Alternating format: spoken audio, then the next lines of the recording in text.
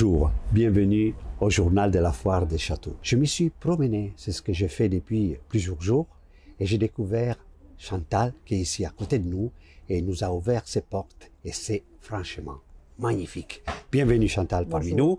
Raconte-nous comment tu es arrivée à ce métier, quel est ton parcours?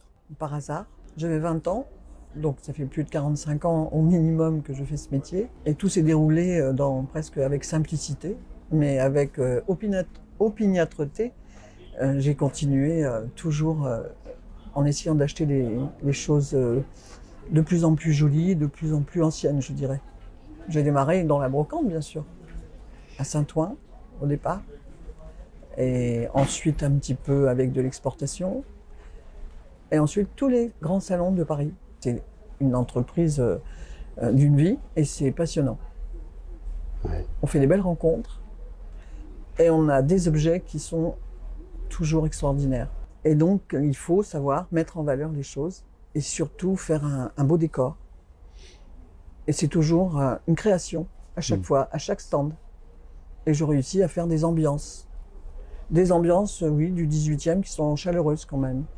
Avec les tissus, avec la marqueterie, et avec les objets que j'ai trouvés et ce qui me reste à vendre, bien sûr. Et c'est toujours un peu différent à chaque salon. Tu viens depuis un certain temps à Château, à la foire des châteaux. Qu'est-ce qu'il y a de beau dans cette foire? Pour ma part, je pense que les rencontres humaines sont aussi importantes que les ventes. En fait, à chaque fois qu'on arrive à céder un objet, il y a toujours une rencontre avec. Et c'est toujours très intéressant.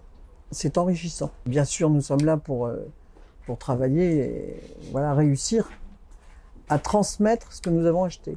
Donc les rencontres liées à préserver les patrimoines, c'est cela, c'est un bon mélange. Paraît-il, je ne sais pas si j'ai raison, il n'y a que 4% des Français qui s'intéressent à l'Antiquité, en général, mais il y a encore beaucoup d'amateurs. Et il ne faut jamais se fier aux apparences par rapport aux clients. Il y a des gens assez exceptionnels qui passent sur nos stands, oui. Les gens sont intéressés par ce que je peux leur apporter dans mes connaissances. Pourtant. Qui sont quand même des connaissances empiriques, puisque je n'ai fait aucune école. Maintenant, devenue une passion. J'ai tout à fait envie de venir voir ton stand et le montrer à notre public. On y va? Et alors, allez. Voilà.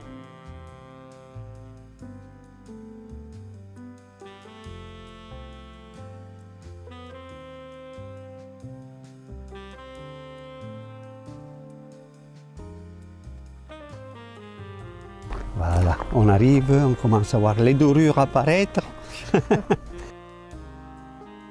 C'est ton monde. Un peu, oui. Alors, être bon antiquaire, je ne sais pas si c'est vrai, c'est avoir beaucoup de résilience, car il faut toujours être humble avec notre marchandise, car il y a toujours plus beau. Ben oui, c'est comme les... Mais bon, j'aime le 18e, bien sûr, le début du 19e aussi.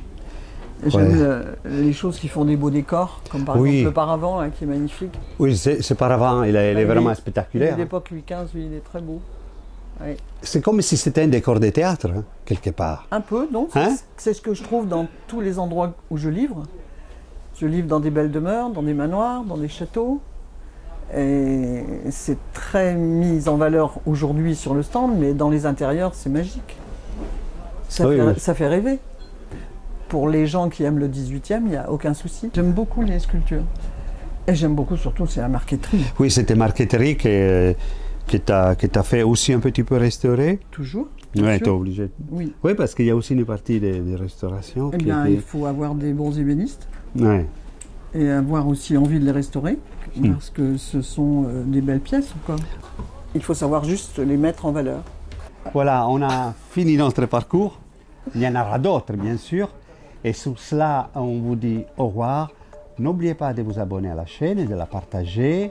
Et à bientôt, voilà, dans la prochaine session de Château. Voilà. Bon, ciao et portez-vous bien. Au revoir. Au revoir.